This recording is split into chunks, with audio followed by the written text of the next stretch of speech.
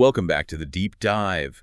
Today we are strapping in for what is truly a masterclass in surgical precision. And anatomical mastery. We're peeling back the layers on one of the foundational procedures in surgical oncology. The modified radical mastectomy, or MRM, combined with axillary lymph node dissection, ALND. And this isn't just a surface level overview. The source material we have today is extraordinarily unique. It really is. It's an exam-ready, audio-ready surgical script. Exactly. The kind of thing used to train surgical residents for their high-stakes board exams, like the MS or NEET PG in India. It's incredibly detailed. And that context is so vital for you, the listener, to understand. When a document is designed to get a surgeon through their final exam, it leaves absolutely no stone unturned. No, it covers everything from tiny anatomical variations to, the most common patient complaint after surgery. It's a complete roadmap. A roadmap to surgical excellence. Precisely. It's the distillation of years of clinical experience into these actionable step-by-step guides. Our mission today is to take this really technical, dense document and pull out the essential knowledge. The anatomy you need to know cold, the precision required to preserve function, And the proactive management you need to dramatically reduce long-term patient morbidity. We're essentially getting a shortcut to years of surgical experience. and we absolutely must give credit where it's due here. Oh, absolutely. The expertise we are diving into today comes directly from the author of this script, Dr. Senthil Kumaran K. He's an associate professor of surgery at AIIMS Nagpur. And his level of detail. It just shows this incredible commitment, not just teaching residents how to do a procedure, but how to master it with the minimum possible functional cost to the patient. That's the key, isn't it? That holistic view, connecting the technique directly to quality of life. That's modern surgical education right there. So let's start with the foundation. What exactly is an MRM and why is it still such a critical procedure? Okay, let's nail down the technical definition first. When we say modified radical mastectomy, what exactly is being removed? At its core, you're removing the entire breast. That means all the glandular tissue, the fat, and the overlying skin. And this is crucial, including the nipple areola complex. And it's all done on block, as one piece, with the axillary lymph node dissection, the ALND. Yes, but the key word in the name, as you said, is modified. Right, and that modification is what separates it from the older, much more aggressive procedures. I'm thinking of the Halsted radical mastectomy. Exactly. The critical preservation point, the modification, is preserving the pectoralis major muscle. The big chest muscle. The big one, yes. The Halsted procedure, which was the standard for decades, took everything. The breast, both pectoral muscles, major and minor, and all the axillary contents. Which was, I imagine, functionally devastating for patients. Oh, it was. It left patients with severe shoulder girdle deformity, profound weakness. It was oncologically sound for its time, but the cost was immense. So when the MRM came along, keeping that big muscle wasn't just about looks. It was a massive functional upgrade. A huge functional upgrade. Patients retained core strength, shoulder stability. It completely changed post-operative rehab. The functional costs just plummeted, while the oncologic outcomes for most breast cancers remained equivalent. And when we talk about the ALND part of it, the lymph node clearance, what are we typically talking about? We're usually clearing nodes in what we call levels I and II, which are defined by their relationship to the pectoralis minor muscle. We'll definitely map that out in a bit. Okay. Now, in modern oncology, we hear a lot about breast conservation surgery, or BCS. A lumpectomy plus radiation. That's often the gold standard. Because it's less invasive, yes. So when does the pendulum swing back? When do you need to do the full MRM? Let's go through the indications that Dr. Senthil Kumaran K lays out in the script. The indications are very specific. It's all about situations where you just can't get clean margins with conservation. Okay, so for example? The main ones would be tumors that are very large relative to the breast size. Trying to conserve would leave a poor cosmetic result or just be technically impossible. Or if the tumors are multicentric. Right. Multiple distinct spots of cancer in different quadrants of the breast. If it's spread all over the gland, trying to take it out piece by piece is a losing battle. You'd likely leave disease behind. That's the calculation, exactly. Then there are specific tumor types, like inflammatory breast cancer. And that's often treated with chemotherapy before surgery, right? Neoadjuvant therapy. It is, to shrink the disease. Yeah. But even after that, the surgical standard often remains an MRM because the cancer is so diffuse in nature. The script also mentions cases where a previous attempt at conservation failed to get clean margins. Yes, or, and this is a really important one, when the patient simply has a strong personal preference for total removal. for their own peace of mind. And then there's the whole coordination piece with plastic surgery. The MRM really sets the stage for reconstruction. It absolutely does. It's often the necessary first step when an immediate reconstruction is planned. The removal has to be meticulously coordinated with the plastics team. To make sure they have what they need for the next step. Right, to ensure you get your cancer clearance, but you also preserve the tissue planes and, critically, the blood supply that the reconstruction will depend on, whether it's an implant or a tissue flap. It becomes this highly integrated, multi-specialty effort. Okay, let's move to the prep phase. The script really emphasizes that the quality of the surgery starts long before the patient is even asleep. This preoperative meticulousness is non-negotiable. And it starts with the informed consent. The first, and you could argue most important, step. The script is very clear. You have to discuss the major risks exhaustively. Bleeding, infection, seroma, which is fluid collection, and then the big ones. The long-term stuff. The lifelong risk of lymphedema, nerve injuries, shoulder dysfunction. The patient has to truly understand the potential functional cost. I want to focus on a detail that really highlights this precision. The instruction to mark the tumor and the incision with the patient sitting upright. Why upright? That seems like such a small thing. It's fundamental. Gravity is a huge factor. When a patient lies flat on their back, the breast tissue spreads out, it flattens, all the landmarks shift. So if you mark them lying down, the scar could end up in the wrong place when they stand up. Exactly. Marking that elliptical incision while they're upright ensures the boundaries are drawn correctly relative to the inframammary fold, the sternum. It guarantees you get your margins and that the final scar will sit properly. It's all about anticipating the final functional position of the body. Brilliant. Okay, beyond marking, there are the standard safety measures. Yes, the non-negotiables for any major surgery. You're giving prophylactic broad-spectrum IV antibiotics to prevent infection. And thromboprophylaxis. Right. Usually a blood thinner like low molecular weight heparin or LMWH. The risk of blood clots, DVT, is always higher after expensive surgery and when a patient is immobilized. And finally, the patient positioning itself. Setting up the table is key to getting into the armpit safely. The patient is positioned supine, so flat on their back, but the arm on the side of the surgery, the ipsilateral arm, has to be positioned very specifically. How so? It's abducted to 90 degrees. So straight out to the side. Exactly, and secured firmly on an arm board. This position gives you the maximum possible exposure to the axilla. It pulls all the contents taut, making it easier and safer to find the nerves and the vessels. We've mapped out the prep. Now we enter what you call the anatomical minefield. Dr. Senthil Kamiran K's script dedicates a huge amount of space to this, saying you have to know the anatomy cold. And that's because, in this surgery, preservation is mastery. Your skill is defined by what you avoid damaging. Okay, so let's start with the boundaries of the breast removal itself. Right, this defines the extent of your skin flaps. Vertically, you're going from about the second rib down to the sixth rib, and horizontally, from the edge of the sternum all the way out to the mid-axillary line. And there's a crucial part that extends out from the main breast tissue, the tail of Spence. That's right. It's this wedge of glandular tissue that pokes up and out into the axilla.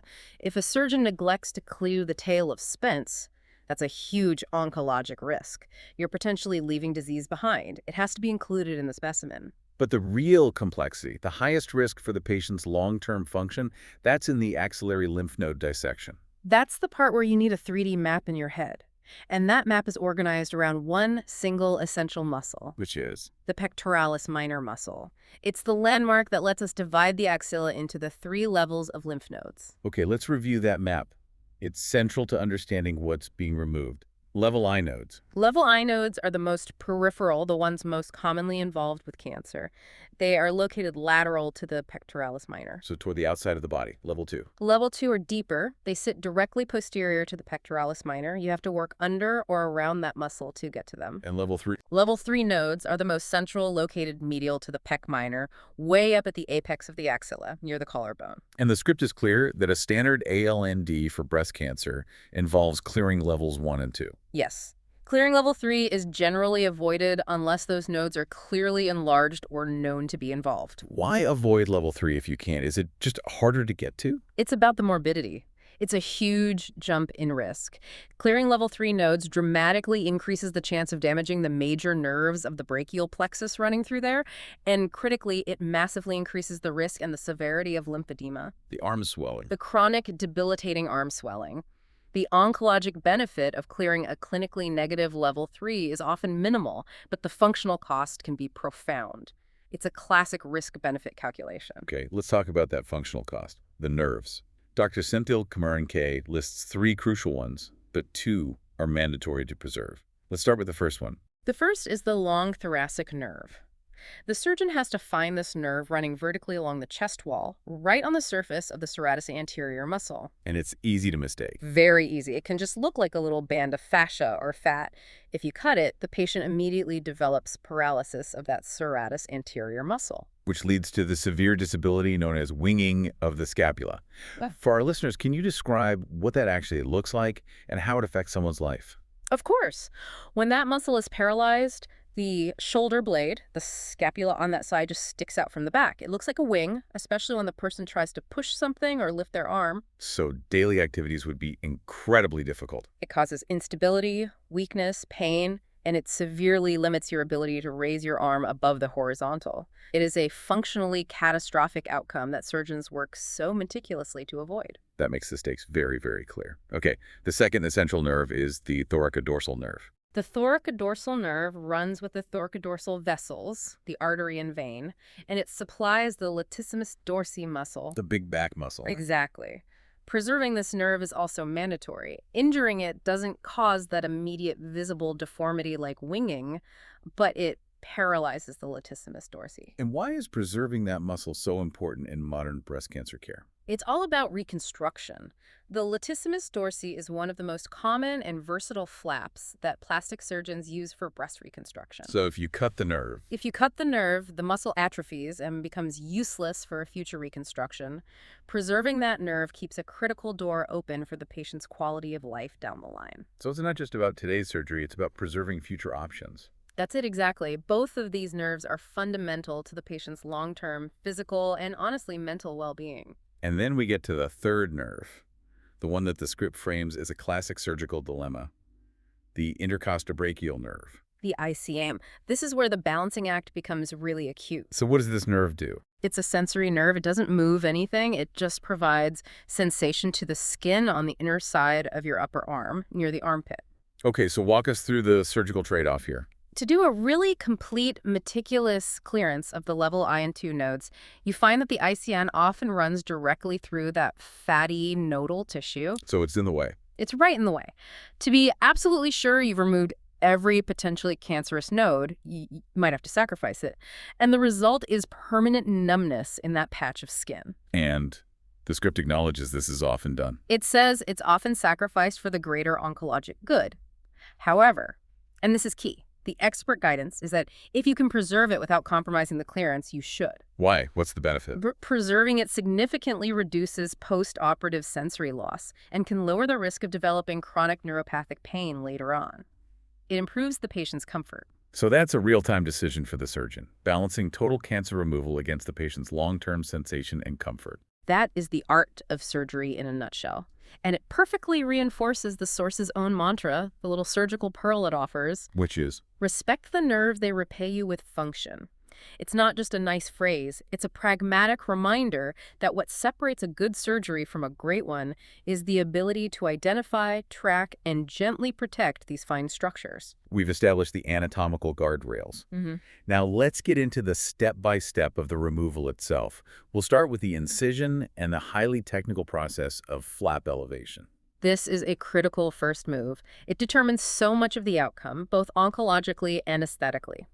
After the elliptical incision is made, the surgeon starts elevating the skin flaps, the layer of skin and subcutaneous fat away from the chest wall. And the goal is to find that plane just on top of the pectoral fascia. But the script puts a huge emphasis on the flap thickness rule. This sounds like a real balancing act. It's a surgical tightrope. The surgeon has to maintain an even flap thickness, usually specified as somewhere between 6 and 10 millimeters. Okay, so what are the two competing risks you're balancing there? Risk 1 is if the flap is too thick, say more than 10 millimeters, you risk leaving breast tissue behind in the flap itself. That's an oncologic compromise. And risk 2. If the flap is too thin, maybe less than 5 millimeters, you strick away the blood vessels that supply the skin. That immediately risks ischemia and flap necrosis. The skin dies. The skin dies, which is a devastating complication, leading to wound breakdown, infection. It's a disaster. So the surgeon is using their eyes and their sense of touch to maintain this very specific millimeter measurement across a huge area. It's a long, methodical process using sharp dissection, blunt dissection, and you're constantly assessing. And it can vary a bit based on the patient. For a patient with a higher BMI, you might stay on the thicker end of that range. For a very thin patient, you might push the lower limits, but you're always prioritizing that blood supply. And the end point is seeing that glistening white pectoral fascia underneath. That's your sign. That proves you've cleared all the breast tissue off the muscle, which itself has to stay intact. Once the flaps are up, the actual breast removal begins, the M-block removal. What are the boundaries of that dissection? You have to clear the whole area. Medially, you dissect right up to the sternum. Laterally, you're going out to the edge of the chest wall and clearing that entire tail of Spence. And top to bottom. Superiorly, up to the clavicle, the collarbone, and inferiorly, down to the inframammary fold, the crease under the breast. And as you're doing this wide dissection, you're constantly running into small blood vessels. Perforators coming off the chest wall. Exactly. And meticulous hemostasis stopping the bleeding is paramount. Not just for blood loss during the surgery, but for preventing problems after. Right. Every single vessel has to be carefully tied off or controlled with clips or cautery. If you don't, you're massively increasing the risk of a post-operative hematoma, a collection of blood, which is a surgical emergency. Once the breast tissue is mobilized and removed, the focus shifts to the really complex part, the axillary clearance. This is the high-stakes portion of the operation. The goal here is the precise removal of all that level line to nodal tissue while actively protecting those nerves we just discussed and the main vessel, the axillary vein. How does a surgeon structure this clearance to be safe and complete? It's incredibly systematic. You first identify your 3 big landmarks. The axillary vein at the top, that's the roof of your dissection, the long thoracic nerve on the back wall, and the thoracodorsal structures heading into the latissimus dorsi. And you work from? Typically from lateral to medial. You start by clearing the level line nodes, sweeping the tissue up toward the axillary vein. What about getting to the level 2 nodes, the ones tucked behind the pectoralis minor muscle? Right, so once level I is clear, you're at the edge of the pec minor. Getting to the nodes behind it is mandatory. The script advises 2 ways to do this. Okay. You can either gently retract the muscle, pull it up and out of the way to let you work underneath it, or if that doesn't give you enough room to see what you're doing, you can choose to divide the muscle. And if you cut the pec minor, does that cause a major functional problem? It's a minor functional deficit. The pectoralis major does the vast majority of the work, and that's preserved. So dividing the minor muscle is acceptable if it's the only way to get a safe and complete level 2 clearance. But retraction is preferred if you can. Let's pull out those technique pearls that Dr. Sento Kumaran-K really emphasizes for working in this dangerous, confined space. These are the rules you learn to avoid disaster. Rule 1. Avoid skeletonizing the axillary vein. What does that mean, skeletonizing? It means don't strip it bare. Leave its outer layer, the adventitia, intact. Aggressively stripping it risks weakening the vein wall, which can cause bleeding, or more subtly, it can cause scarring that contributes to lymphedema down the road. Okay, that makes sense. Rule 2. Rule 2 is about managing the small veins that feed into the main axillary vein. The guidance is to use Liga clips or ties for these branches, not just high-energy cautery. Why is that? Clips and ties are more secure and cause less inflammation right next to a major thin-walled vessel.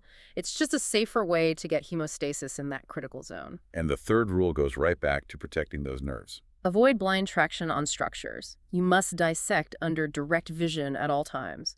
If you're just pulling on a mass of fatty tissue, you can easily stretch or even tear one of those delicate nerves without ever seeing it happen. So if you can't see, you stop and readjust. You don't just pull harder. You never pull blindly. That's the practical application of that respect the nerves philosophy. So the specimen is out, hemostasis seems good.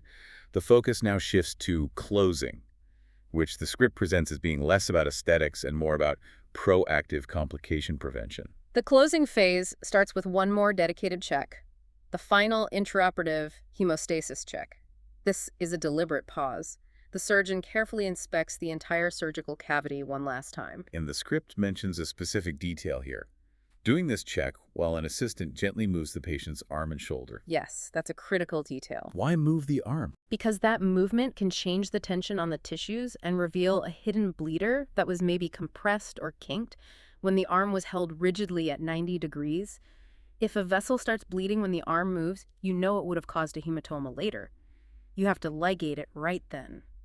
After confirming hemostasis, it's on to fluid management with drains. Right. Closed suction drains are mandatory.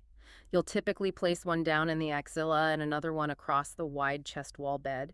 They're connected to bulbs that create negative pressure, actively pulling fluid out of the space. But the single most important technique described in the script for preventing the #1 complication, seroma, is the use of quilting sutures. You have to expand on this. Quilting sutures are an absolute game changer. They are layered, deep sutures that you place before you close the skin. And their entire purpose is to do what? To obliterate the dead space. By removing the large volume of the breast, you create this big potential cavity under the skin flaps. So how do they work, mechanically? How do you quilt the space shut? The surgeon uses these sutures to physically tack the upper skin flap down to the pectoral muscle fascia underneath it, and you do the same with the lower flap. You're literally sewing the roof of the cavity down to the floor. You're eliminating the space where fluid could even collect in the first place. Exactly. The source is so clear on this. Drains help manage fluid, but quilting sutures are the key step to prevent it from forming by drastically reducing the size of the cavity. That's a fundamental shift in strategy. It's active obliteration versus passive drainage. It's so elegant. It is. It means less fluid accumulation, which means drains can come out sooner, which means a faster, more comfortable recovery for the patient. Once the closure is done, the focus shifts again, this time to the specimen itself and communication. This is a critical quality control step. The entire specimen has to be clearly oriented before it leaves the OR.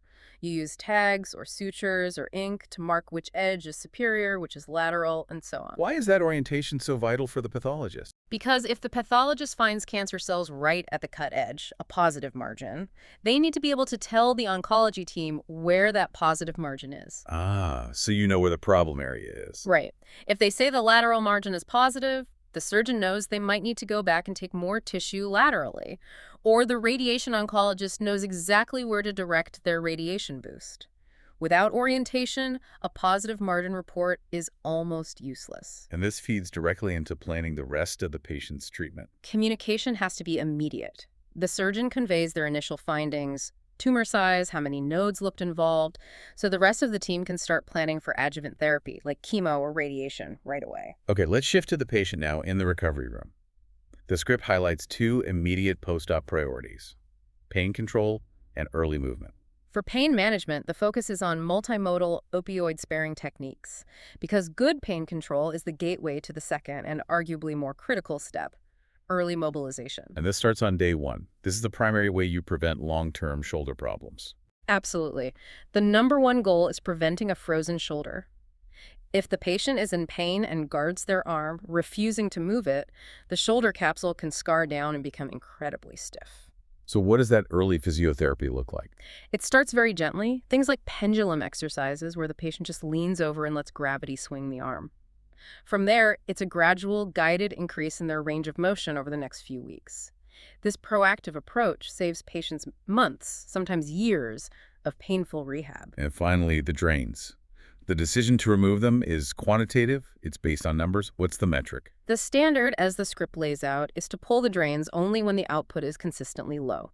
The typical threshold is less than 30 to 50 milliliters over a 24-hour period for 2 consecutive days. So you have a clear, objective measure. Yes, that threshold tells you the surgical cavity has healed enough and the body's own lymphatic system is starting to compensate, which minimizes the risk of a huge seroma forming the second you pull the drains out. These detailed instructions on complication management really underscore the idea that a successful operation extends way beyond the OR. Right.